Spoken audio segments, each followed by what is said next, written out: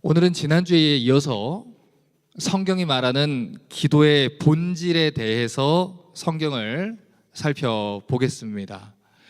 성경이 이야기하는 첫 번째 기도의 본질은 우리의 한계를 인정하고 하나님께 도움을 요청하는 것입니다. 그래서 기도라는 것은 기본적으로 하나님 제발 저를 도와주세요 라는 요청을 가지게 된다고 지난주 설교 때 제가 말씀을 드렸어요. 성경이 이야기하는 두 번째 기도의 본질은 우리의 기도를 들으시는 인격적인 하나님이 계시다는 거예요. 여러분, 주문과 기도의 차이점이 무엇입니까? 주문은 주문을 듣는 대상한테 주도권이 있는 행위가 아니고 주문을 외우는 사람한테 주도권이 있는 행위입니다. 예를 들어 볼게요. 알리바바와 40인의 도적 이야기를 한번 예를 들어 볼게요.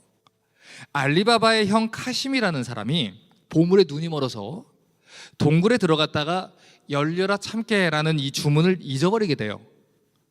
그래서 그곳에서 열려라 콩, 열려라 들깨 뭐 이렇게 계속 다른 주문을 외우다가 결국에는 도둑들한테 잡혀서 죽임을 당하게 되지요. 자, 그러면 이 이야기에서 카심의 잘못은 무엇입니까? 주문을 잘못 외운 겁니다. 이것을 뒤집어서 얘기하면 그가 주문을 제대로 외우기만 했다면 그가 원하는 대로 상황이 펼쳐졌다는 것을 뜻하죠. 이처럼 우리가 열려라 참깨, 뭐 수리수리 마수리 이런 어떤 주문을 외워서 어떤 일이 이루어진다면 그것은 주문을 외우는 사람한테 주도권이 있는 것이지 주문을 듣는 대상에게 주도권이 있는 게 아닙니다. 주문을 외우는 사람이 올바르게 주문을 외웠기 때문에 그 조건을 만족시켰기 때문에 소원이 이루어지는 것이죠. 그렇기 때문에 이 주문을 외우는 식의 기도는 절대로 성경적인 기도가 아닙니다. 반면에 성경적인 기도는 관계성을 전제로 하고 있어요. 무슨 말입니까? 인격자이신 하나님이 하늘 아버지가 우리의 기도를 들으신다. 이 사실을 인식하는 본질적인 요건을 갖추고 있다는 거예요. 그러니까 우리가 얼만큼 정성을 들여서 얼마만큼 수준 있는 기도를 하느냐에 따라 기도 응답이 결정되는 것도 아니고 우리가 얼마나 오랜 시간 동안 간절히 구했는지로 기도 응답이 결정되는 것도 아닙니다. 성경적인 기도는 우리의 기도에 응답하시는 분과 우리 관계가 무엇인지에 따라 기도 응답이 결정된다. 그것이 바로 성경적인 기도의 본질이에요. 여러분, 이처럼 기도는 하나님과 우리가 인격적인 관계로 묶여 있다는 것을 전제하는 행위입니다. 마태복음 6장 6절부터 8절을 보면 아주 중요한 말씀이 기록되어 있어요. 넌 기도할 때 내 골방에 들어가 문을 닫고 은밀한 중에 계신 누구에게 기도하라고 하죠? 내 아버지께 기도하라 그럽니다. 은밀한 중에 보시는 내 아버지께서 갚으시리라. 자, 성경에서 반복해서 나오는 것은 강조라 그랬어요. 아버지께 기도해라. 그러면 누가 들으신다? 아버지가 들으신다. 또 기도할 때 이방인과 같이 하나님을 모르는 불신자들처럼 중언부언하지 말라. 같은 말을 의미 없이 반복하지 말아라. 저희는 말을 많이 해야 들으실 줄 생각하느니라. 그러므로 저희를 본받지 말라. 구하기 전에 너희에게 있어야 할 것을 하나님, 너희 아버지께서 아시느니라. 자, 이 말씀이 있고 9절부터 주기도문이 기록되어 있는 거예요. 너희는 이렇게 기도하라. 하늘에 계신 우리 아버지여. 이렇게 주기도문이 있는 것이죠. 자, 다시 말해서 예수님은 기도의 내용을 가르쳐 주시기 전에 우리가 누구에게 기도해야 되는지, 그리고 우리의 기도를 들으시는 분이 우리와 어떤 관계성이 가지고 있는지 이 관계를 전제로 하고 이야기를 하셨다는 것입니다. 이처럼 성경적인 기도의 본질에는 우리가 기도하는 대상이 누구고 하나님과 우리의 관계가 무엇인지를 이해하고 기도해야 된다는 가르침이 전제로 깔려 있다는 거예요. 크리스천들은 우리를 가장 사랑하시는 하늘 아버지께 기도합니다.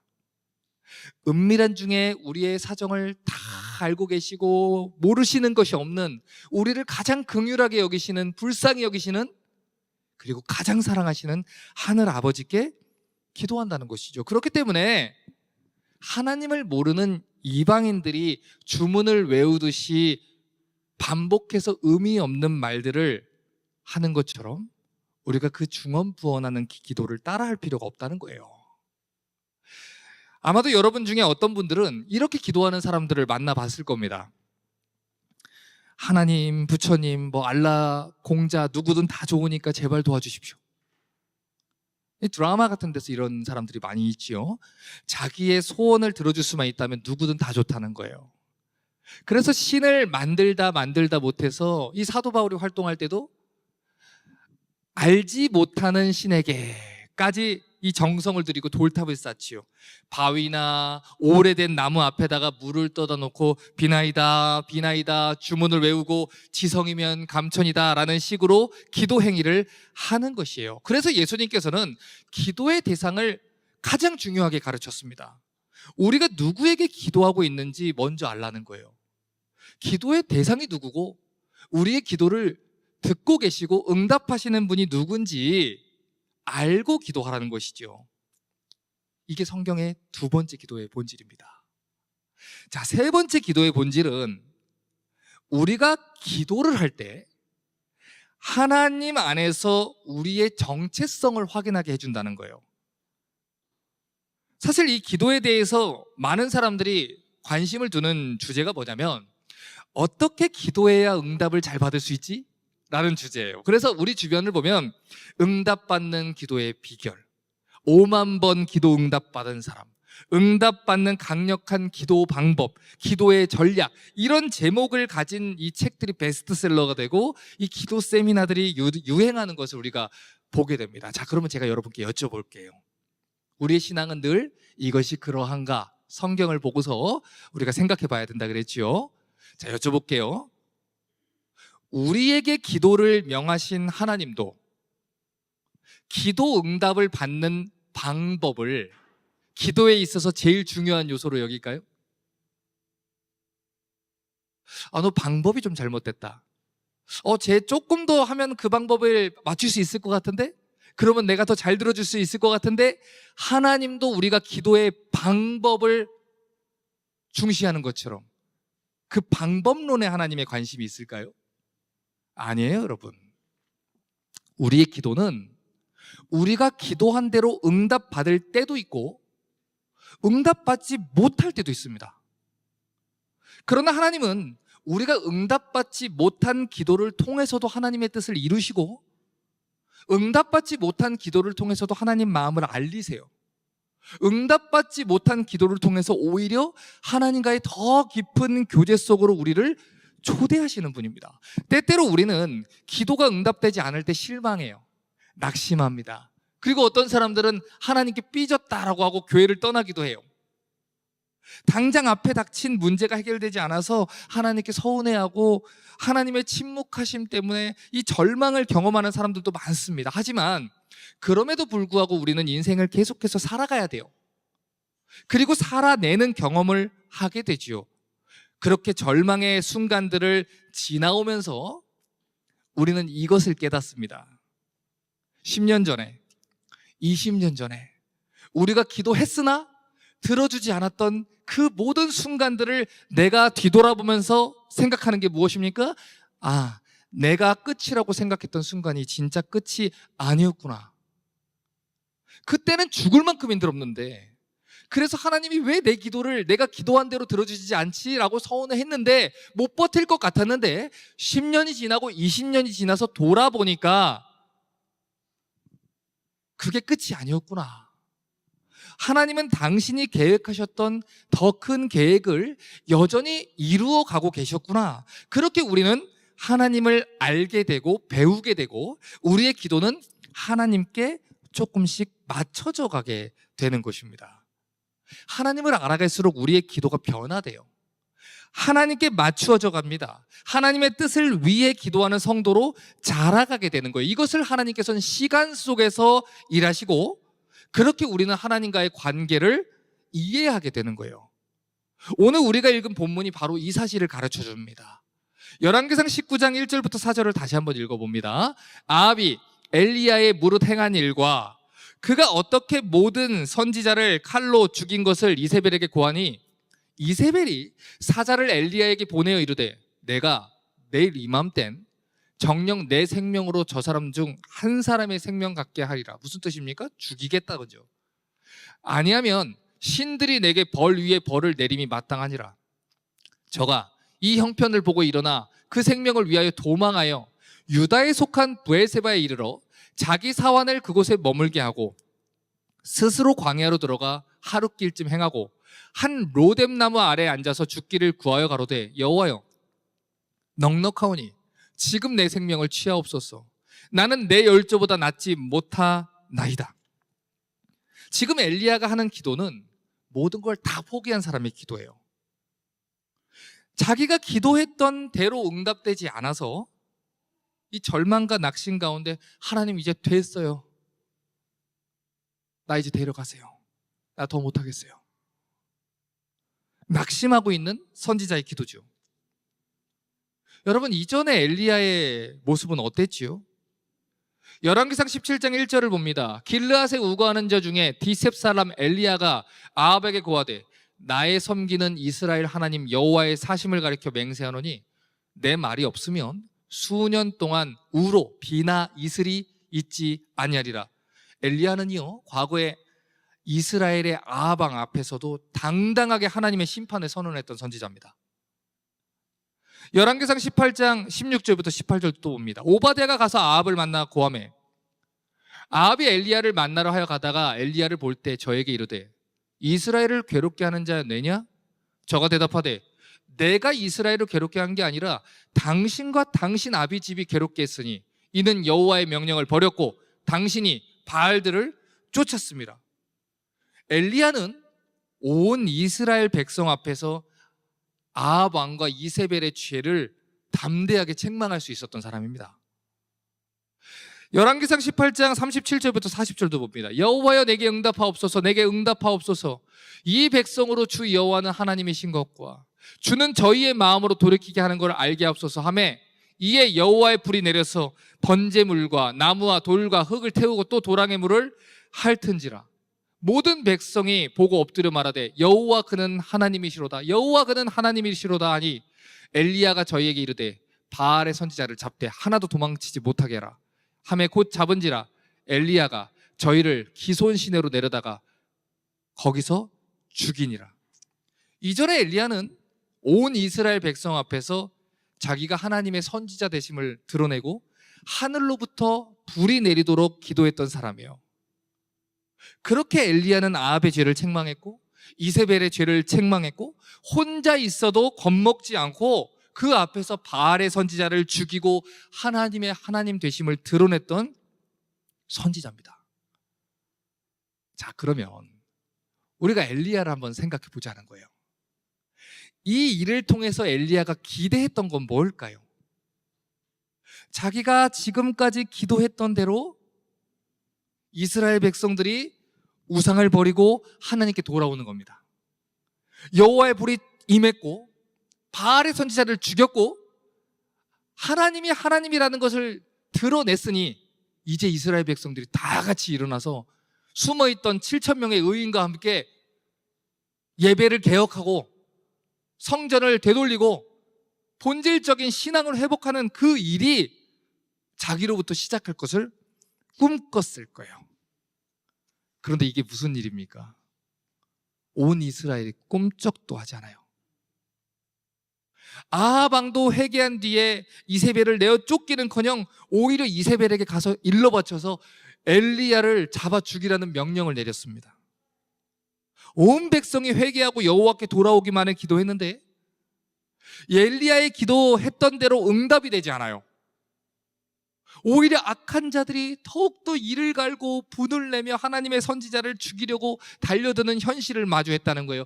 그런 상황에서 엘리야가 로뎀나무 아래로 들어가 죽기를 구한 겁니다. 하나님이 자기의 정당한 기도에 응답하지 않는 이유도 모르겠고 내가 더 이상 기도하는 것도 지쳤고 그냥 자기 생명을 거두어 달라고 기도한 거죠. 엘리야의 푸념은 이런 거예요. 하나님, 도대체 왜 내 기도를 들어주지 않지요?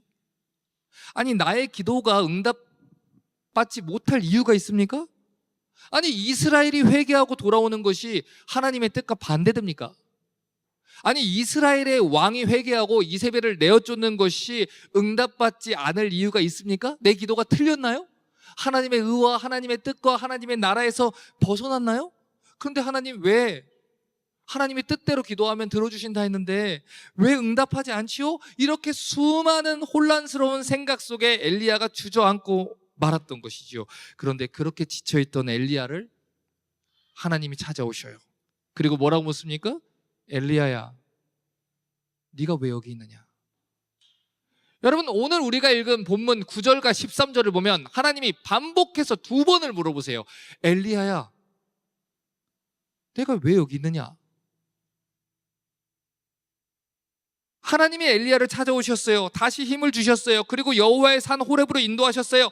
그리고 다시 묻습니다. 열왕기상 19장 13절 14절 봅니다. 엘리야가 듣고 겉옷으로 얼굴을 가리우고 나가 굴 어귀의 섬에 소리가 있어 저에게 임하여 가라사대, 엘리야야, 내가 어찌하여 여기 있느냐? 저가 대답하되, 내가 만군의 하나님 여호와를 위하여 열심히 특심하오니 이는 이스라엘 자손이 주의 언약을 버리고 주의 단을 헐며 칼로 주의 선지자들을 죽였음이오며 오직 나만 남았거늘 저희가 내 생명을 찾아 취하려 하나이다. 엘리야야, 네가 어찌하여 여기 있느냐?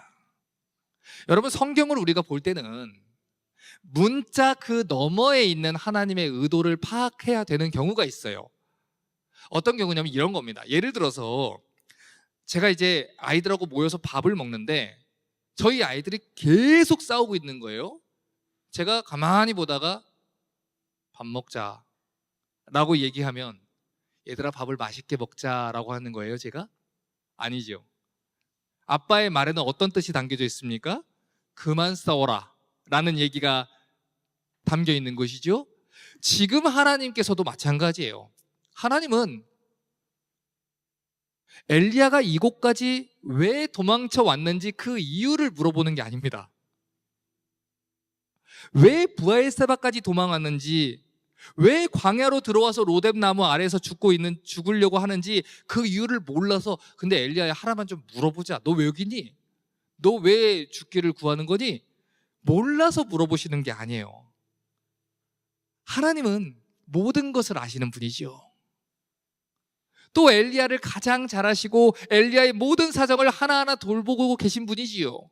시편 기자가 얘기한 것처럼 내가 눕고 일어나는 것을 주께서 하시고 내가 세상 끝에 거할지로도 하나님이 나를 인도하시고 그분이 나에 대해서 알지 못하는 것이 하나도 없음이니이다. 하나님은 다 아셔요. 그렇기 때문에 지금 하나님이 묻고 있는 것은 네가 왜 실망하고 네가 왜 낙심해서 이곳에 주저앉아 있니? 라는 것입니다. 물리적으로 왜 엘리야의 육체가 여기에 머물고 있는지를 물어보시는 게 아니라 왜 엘리야가 낙심하고 있는지, 왜 죽기를 구하고 있는지, 왜 하나님을 신뢰하지 못하고 그의 기도가 절망적으로 변했는지 엘리야를 책망하고 계시는 거예요. 열왕기상 19장 13절부터 15절을 다시 한번 주의를 기울여서 보겠습니다. 엘리야가 듣고 겉옷으로 얼굴을 가리우고 나가 굴 어귀의 섬에 소리가 있어 저에게 임하여 가라사대, 엘리야야, 네가 어찌하여 여기 있느냐? 저가 대답하되, 내가 만군의 하나님 여호와를 위해 열심히 특심하오니 이는 이스라엘 자손이 주의 언약을 버리고 주의 단을 헐며 칼로 주의 선지자들을 죽였으며며 오직 나만 남았거늘 저희가 내 생명을 찾아 취하려 하나이다.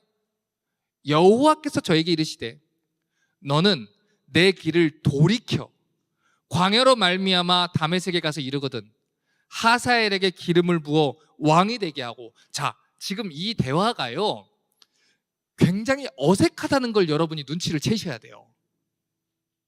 대화의 논리적인 흐름을 파악해 주셔야 돼요. 자, 보세요. 하나님이 엘리야야, 네가 어찌하여 여기에 있느냐라고 물으셨어요. 그래서 엘리야는 자기가 이곳에 된 절망적인 상황과 이유에 대해서 설명을 했어요. 자, 그러면 그런 엘리야의 이야기를 하나님이 들으셨으면 하나님도 그 엘리야의 말에 마땅한 리액션을 해야 된다고요. 그랬구나. 너한테 그런 일이 있었구나. 그래서 여기까지 왔구나. 이런 식으로 대화가 이루어져야 자연스러운 대화지요. 그런데 하나님은 엘리야의 대답과는 상관없는 명령을 주신다는 거예요. 너는 내 길을 돌이켜. 무슨 말입니까? 네가 있어야 할 곳은 여기가 아니다. 네가 있어야 할 곳으로 가라. 이 말이에요. 다시 말해서 하나님이 엘리야에게 네가 어찌하여 이곳에 있느냐라고 물어보셨을 때는 물리적으로 엘리야가 여기 왜 있는지를 물어보신 게 아니라 왜 엘리야가 하나님을 신뢰하지 못하고 낙심하고 있는지, 왜 사람이 두려워서 여기까지 지금 이스라엘 최남단까지 도망왔는지, 왜 네가 하나님을 신뢰하지 못하고 죽기를 구하고 있는지 물어보고 있는 겁니다. 책망하고 있는 거예요. 여러분, 엘리야를 선지자로 세우신 분이 누굽니까? 하나님입니다. 엘리야를 지금까지 지켜주신 분이 누굽니까? 하나님입니다. 엘리야가 기도라는 행위를 했기 때문에 이스라엘의 가뭄이 찾아온 게 아니죠. 엘리야가 기도라는 조건을 만족시켰기 때문에 하늘에서 불이 떨어진 것도 아니죠. 엘리야가 기도라는 행위를 했기 때문에 엘리야가 하나님 선지자라는 게 증명된 것도 아니에요. 엘리야의 삶에서 일어났던 모든 일들은 엘리야의 기도를 하나님이 들어주셨고 그의 기도를 들으신 하나님이 하나님의 뜻대로 일하셨기 때문에 일어났던 일입니다. 엘리야의 모든 인생과 이스라엘의 모든 역사는 그들을 부르시고 택하신 하나님의 손에 달려 있어요. 엘리야의 열심으로 그것이 세워지는 게 아니에요. 전능하신 하나님의 작정과 섭리 가운데 이 성도의 운명이 달려 있다는 것이죠. 그렇기 때문에 엘리야가 만약에 정말로 하나님을 신뢰하고 있었다면 로뎀나무 아래에 들어와 죽기를 구하는 것은 없었을 겁니다. 엘리야는 오히려 물어봤어야 돼요. 하나님, 언제까지입니까? 그들이 언제 회개하겠습니까? 언제쯤 돌이키는 걸 볼 수 있겠습니까? 열왕기상 19장 10절을 다시 보세요. 저가 대답하되 내가 만군의 하나님 여호와를 위하여 열심히 특심하오니 이는 이스라엘 자손이 주의 언약을 버리고 주의 단을 헐며 칼로 주의 선지자를 죽였으며 오직 나만 남았거늘 저희가 내 생명을 찾아 취하려 하나이다. 자, 지금 엘리야는요 자기 스스로 얘기하는 말의 모순에 걸린 거예요. 자, 무슨 얘기예요? 보세요. 첫 번째, 엘리야가 하나님을 어떻게 부르고 있어요? 만군의 하나님 여호와래요. 만군의 하나님 여호와, 여호와라는 건 언약을 지키시고 그 언약을 이루시기 위해 일하시는 하나님이죠. 자, 만군이라는 뜻은 무슨 말입니까? 모든 군대의 하나님이라는 뜻이에요. 자, 그러니까 만군의 하나님 여호와라는 말이 성경에서 등장을 한다면 하나님께서 세상의 모든 집권자들과 모든 권세를 다스리는 주권을 가지신, 절대 주권을 가지신 하나님을 얘기를 합니다. 그런데 엘리야가 자기가 지금 섬기고 있는 하나님이 어떤 분이라고 얘기했어요? 만군의 여호와 하나님이래요. 그런데 그 하나님을 믿지 못해서 도망갔어요. 그런데 그 하나님을 믿지 못해서 이세벨 때문에 무서워서 지금 죽기를 구하고 있는 거예요. 그거는 만군의 하나님 여호와를 믿는 게 아니지요. 믿지 못하니까 죽기를 구하는 것이죠. 또 말합니다. 이스라엘 자손이 주의 언약을 버렸어요. 주의 단을 버렸어요. 주라는 건 주님, 주인님이라는 뜻이지요. 주의 선지자를 죽였대요. 자, 그러면 그들의 주인은 누구예요? 하나님이셔요. 그들이 하나님의 것을 건드렸어요. 하나님의 사람들을 죽였어요. 그러면 가장 분노하시고 가장 그 일에 대해서 반응하실 분은 누구예요? 하나님이세요. 그런데 지금 엘리야는 오해하고 있는 거예요. 하나님이 이 일을 모르시나 보다. 그래서 엘리야가 하나님한테 구구절절 얘기하는 겁니다. 나만 남았는데 걔들이 다 이렇게 했고요, 저렇게 했고요. 근데 하나님 나한테 얘기를 안 하고요. 왜요? 힘들어서. 지금 엘리야는요, 자기의 열심과 이스라엘의 타락한 정도에만 눈이 고정돼 있어요. 내가 얼마나 열심히 일했고 내가 얼마나 열심히 기도했는지, 그리고 이스라엘이 어떤 죄를 얼만큼 지었는지, 상황과 환경에만 초점이 맞춰져 있어서 하나님이 어떤 분인지를 잊어버리는 거예요. 다시 말해서 엘리야는 기도를 들으시는 하나님이 어떤 분인지를 잊어버린 거예요. 이것은 성경에 말하는 기도의 본질을 잊어버린 사람의 모습입니다. 기도의 본질 중 가장 중요한 것은 우리가 누구한테 기도하고 있느냐, 이것을 아는 거예요.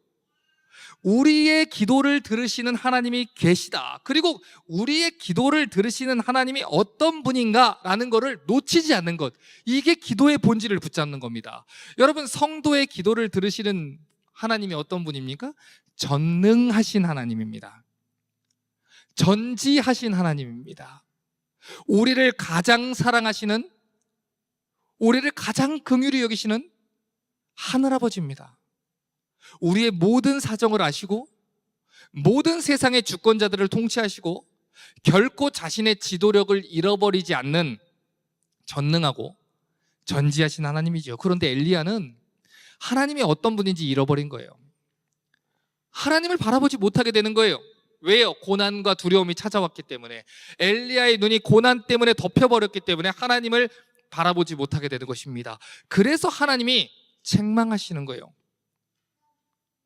너 왜 그러고 낙심하고 있는데?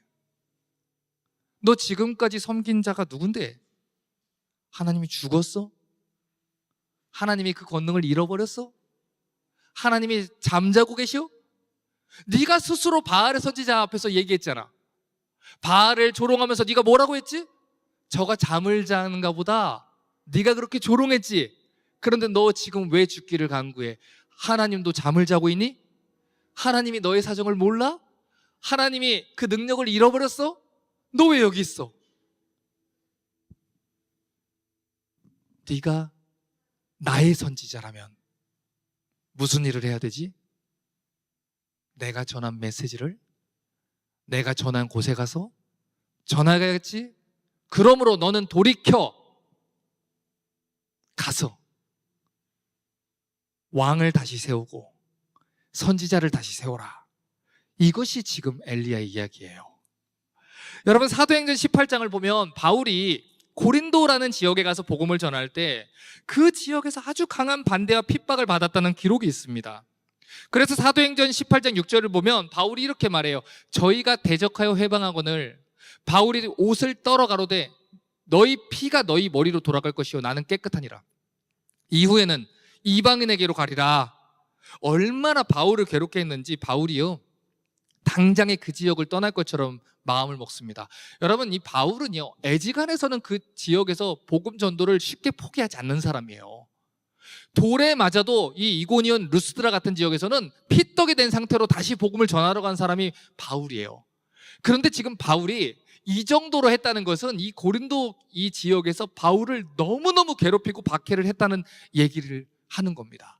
자, 그런데 하나님 계획은 달랐어요. 하나님 계획은 바울이 1년 6개월 동안 18개월 동안 고린도에 머물면서 복음을 전하도록 하는 거였습니다. 그래서 하나님이 이 사도행전 18장 9절과 10절에 이렇게 말씀하셨어요. 밤에 주께서 환상 가운데 바울에게 말씀하시되 두려워하지 말며 잠잠하지 말고 말해라. 내가 너와 함께 있음에 아무 사람도 너를 대적하여 해롭게 할 자가 없을 것이니 이는 이 성 중에 내 백성이 많음이라. 여러분, 지금 이 말씀을 보면 바울조차 고린도 사람들을 두려워했다는 걸 우리가 알게 돼요. 그렇기 때문에 하나님이 두려워하지 말라는 말을 하는 것이죠. 하나님이 지켜줄 거야. 걱정하지 마라. 그곳을 떠나지 말고 복음 전해라. 너의 생각에는 너 혼자 있는 것 같고 너 혼자만 박해를 견디고 있는 것 같을지 모르겠지만 이 성 중에 내 백성이 많다. 나를 경외하는 자들이 많다. 그러니까 걱정하지 말고 낙심하지 말고 하나님 신뢰하고 복음을 그곳을 떠나지 말고 전해라. 바로 이 장면이 오늘 엘리야의 이야기와 오버랩이 되는 거예요. 고린도 사람들이 바울을 박해했던 것처럼 아합과 이세벨이 온 이스라엘이 엘리야를 박해했습니다. 바울이 열심히 복음을 전했지만 고린도 사람들의 반응이 적대적이어서 도망갈 것을 생각했던 것처럼 엘리야의 열심에도 불구하고 이스라엘 왕은 여전히 엘리야에게 적대적이었어요. 그래서 엘리야도 도망갔던 것이죠. 그런데 하나님이 바울과 엘리야한테 어떻게 했습니까? 하나님 여전히 일하고 계신다. 그러니 하나님을 신뢰하고 너희는 너희의 일을 해라. 너는 돌이켜 다시 말해라, 전해라. 사명을 맡겨주십니다. 그리고 그들이 혼자가 아니라 그들 곁에 수많은 동역자들이 있다는 것을 알게 하심으로 끝까지 사명을 감당하게 해주셨어요. 열왕기상 19장 15절부터 18절을 봅니다. 여호와께서 저에게 이르시되 너는 내 길을 돌이켜 광야로 말미암아 다메섹에 가서 이르거든 하사엘에게 기름 부어 아람 왕이 되게 하고 너는 또 님시의 아들 예후에게 기름 부어 이스라엘 왕이 되게 하고 또 아벨, 무흘라, 사밧의 아들 엘리사에게 기름을 부어 너를 대신하여 선지자가 되게 하라. 하사엘의 칼을 피하는 자를 예후가 죽일 것이요 예후의 칼을 피하는 자를 엘리사가 죽이리라. 그러나 내가 이스라엘 가운데 7천인을 남기리니 다 무릎을 바알에게 꿇지 않고 다 그 입을 바알에게 맞추지 아니한 자니라. 하나님이 계획하신 역사가 이루어지도록 하사엘과 예후를 왕으로 삼으라고 합니다. 왜요? 그분은 만군의 여호와 하나님이시기 때문에 지금도 아람을 통해 블레셋을 통해 이스라엘 통해 장차 오는 모든 나라를 통해 당신의 일을 이루고 계시는 중입니다. 그러니 너는 가서 내가 가서 전하라는 것을 전해라. 그리고 너의 후임으로 엘리사 선지자를 세워라. 상황이 어쨌든 하나님은 계속해서 당신이 계획한 역사를 이루어가고 계시다는 거예요. 여러분, 엘리야는 절망했습니다. 왜요? 지금 내가 당장 원하는 대로, 내가 기도한 대로 이스라엘이 회개하지 않고 지금 당장 이스라엘의 왕과 왕비가 자기가 기도한 대로 움직이지 않았기 때문에 그래서 낙심했어요. 자기의 기도가 응답되지 않아서 낙심했어요. 하지만 오늘 우리가 기억해야 되는 것은 엘리야가 담대하든 엘리야가 낙심해서 쭈구리가 되든 여전히 하나님은 당신의 시간 속에서 당신의 방법대로 당신이 계획한 역사를 완전하게 이루어가고 계시다는 거예요.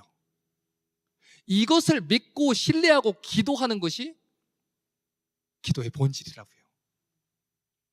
여러분, 때로는 우리 기도가 응답되지 않아서 절망할 수 있습니다.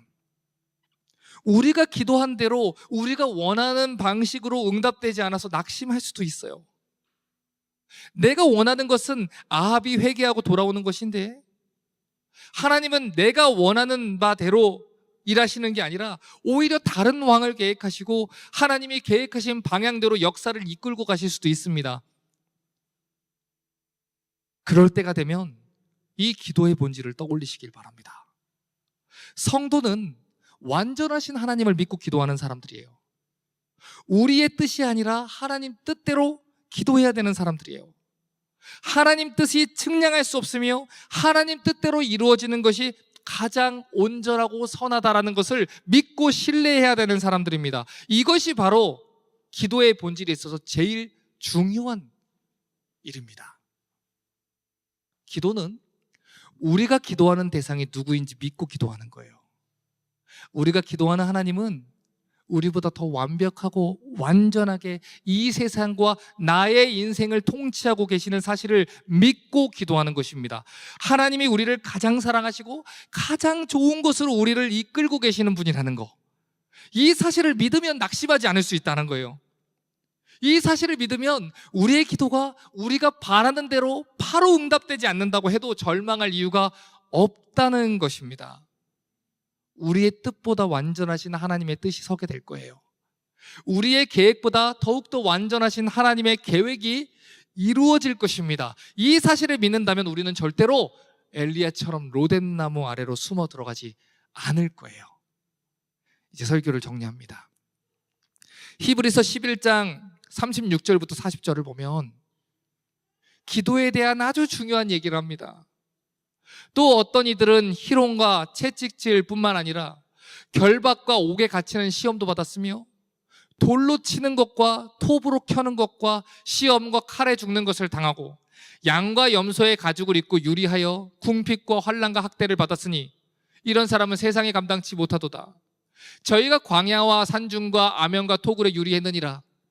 이 사람들이 다 믿음으로 말미암아 증거를 받았으나 약속을 받지 못했으니 이는 하나님이 우리를 위해 더 좋은 것을 예비하신즉 우리가 아니면 저희로 온전함을 이루지 못하게 하려 하심이니라. 자, 여러분, 지금 이 본문에 등장하는 믿음의 조상들이 얼마나 답답함을 느꼈겠습니까?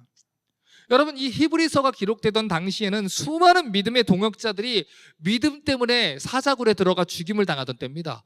산채로 기름에 태워져 죽임을 당할 때입니다. 로마를 밝히는 횃불이다 라고 로마 사람들이 조롱하고 낄낄거리며 그들의 죽음을 장난스러운 얼굴로 즐기던 때입니다. 그때 성도들이 기도 안 했을까요? 기도했지요. 당연히 기도했지요. 그런데 고난에서 건져달라고 기도했던 그들의 기도가 응답되지 않는 거예요. 하나님 언제까지입니까? 언제까지입니까? 우리를 박해하는 저 네로가 활개치는 걸 언제까지 봐야 됩니까? 옆집 사람이 끌려가서 죽임을 당합니다. 내 자녀가 죽임을 당합니다. 내 부모가 죽임을 당합니다. 그들이 얼마나 낙심했겠어요. 그때 그들도 자기들이 기도하는 게 무슨 의미가 있는지 그 당시에는 이해하지 못했을 겁니다. 자기의 기도가 응답되지 않는 걸 보면서 낙심했을 거예요. 그러나 그들은 기도합니다. 고난 중에 하나님을 신뢰하고 기도합니다. 그러나 그들은 기도했던 내용들이 그들이 살아있는 중에 응답되지 못하는 것을 경험했어요. 언제는 꼭 들어줄게. 너희 80이 되면 들어줄게. 5년 뒤면 들어줄게. 약속을 받지 못했다고요. 하나님, 내가 기도하잖아요. 그래, 네가 기도했으니까 3년 뒤면 고난이 없도록 내가 약속해 줄게. 이해가 되지 않았어요. 자기의 기도가 응답되지 않는 걸 보면서 낙심했어요. 하지만 그들이 기도했던 내용들은 그들이 살아있는 가운데 응답되지 않았고 심지어 그들이 살아있는 중에 이루어 주실 거라는 약속도 받지 못했습니다. 그런데 그들은 기도했어요.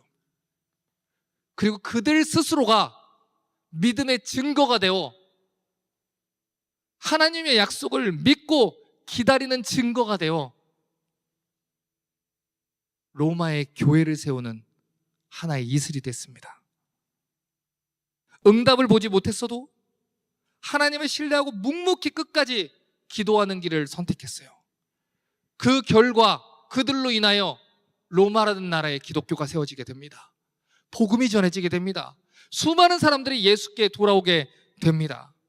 여러분, 엘리야를 생각해 보십시오. 엘리야의 열정적인 기도와 사역에도 불구하고 이스라엘은 끝끝내 하나님께 돌아오지 못했어요. 실패를 경험했습니다. 하지만 이 말을 잘 기억하십시오. 이스라엘이 실패했다고 해서 하나님이 실패하시는 건 아닙니다.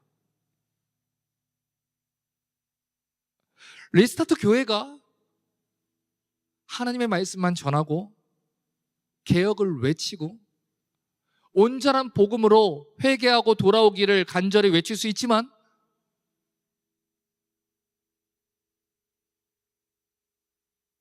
아무도 돌아오지 않는 것 같은 그런 어둠의 시간 속을 걸어갈 수도 있다는 것입니다. 어쩌면 저와 여러분의 생전에 더욱더 타락해가고 더욱더 완고해가는, 내가 이렇게 사역해서 무엇할까, 이렇게 말씀을 전하면 무엇할까 라고 하는 시간들이 올 수도 있습니다. 바알과 이세벨의 이 선지자들은 더욱더 힘을 얻어 주의 선지자들을 죽이고 박해하며 나만 남았는데 하나님 언제까지 하실 겁니까? 라는 한숨으로 기도하게 될 수도 있습니다. 하지만 이스라엘이 실패했다고 해서 하나님이 실패하는 건 아닙니다. 박형영 목사가 실패했다고 해서 하나님은 실패하지 않습니다. 여전히 하나님은 일하고 계십니다. 지금도 일하고 계십니다. 우리가 기도하는 대로 일하는 것이 아니라 하나님이 계획하신 대로 일하고 계십니다. 우리의 논리와 이성적인 설명으로는 다 이해가 되지 않을 수 있습니다. 하지만 하나님은 우리가 응답받지 못한 모든 기도 제목을 통해서도 당신이 원하시는 일들을 이루어가고 계십니다. 바울은 기도했을 겁니다. 하나님, 나는 고린도를 떠납니다. 이방인들을 위해서 복음을 전합니다. 그곳에서는 여기와 같은 박해가 없게 하소서. 주의 종들을 잡아 죽이는 저들을 하나님 벌하소서. 그런데 하나님은 바울을 1년 6개월 동안 고린도에 머물게 하셨어요. 그리고 그곳에서 고린도 교회라는 아름다운 하나님의 교회를 세우셨습니다. 우리의 기도가 당장 응답되지 않을 수 있어요. 수많은 불행과 억울한 일에 휩싸일 수 있습니다. 우리를 반대하는 사람들에게 둘러싸여서 환난과 고난을 당할 수도 있고, 언제쯤 이 시간이 끝난다라는 약속을 못 받을 수도 있습니다. 내 사랑하는 가족들을 위해서 복음을 전하고 전도를 하는데도 불구하고 언제쯤 저 사람이 회개하고 돌아올지라는 약속을 못 받을 수도 있습니다. 그러나 하나님은 여전히 일하고 계십니다. 로마서 8장 28절은 약속합니다. 우리가 알거니와 하나님을 사랑하는 자 곧 그 뜻대로 부르심을 입은 자들에게는 모든 것이 합력하여 선을 이루느니라. 아합의 박해도, 이세벨의 위협도, 온 이스라엘이 엘리야를 대적하는 사실도, 환난과 고난과 모든 핍박도, 내 뜻대로 응답되지 못했던 모든 절망적인 기도의 순간도 하나님의 일하심을 막을 수는 없습니다. 하나님은 일하고 계시고 지금도 역사하고 계십니다. 우리의 뜻대로 일하실 때도 있고 우리의 뜻대로 일하지 않으실 수도 있지만, 하나님 당신의 뜻대로 일하시는 것이 가장 선하고 완전하고 그분의 뜻만이 가장 완벽한다는 것을 믿는다면 우리는 기꺼이 응답받지 못한 기도도 기쁨으로 해 나갈 것입니다. 하나님이 나의 하늘아버지가 되신다. 그분이 내 기도를 듣고 계신다. 내가 원하는 방식대로 기도가 응답되지 않는다고 해도 하나님이 여전히 내 기도를 듣고 계시고, 여전히 그분은 나를 사랑하시고, 여전히 당신의 역사를 가장 선한 방향으로 이끌고 계신다. 이 사실을 깨닫는 것이 기도의 본질을 깨닫는 것입니다. 눈물과 한숨이 삶을 뒤덮을지라도 기도하기를 멈추지 마십시오. 시간이 지나서 10년이 지나고 20년이 지나서 그때 하나님이 내 방식대로 기도하지 않았던 것이 얼마나 다행이었던가 라고 하나님께서 고백하게 하실 것입니다. 그 사실을 믿는다면 기도할 것입니다.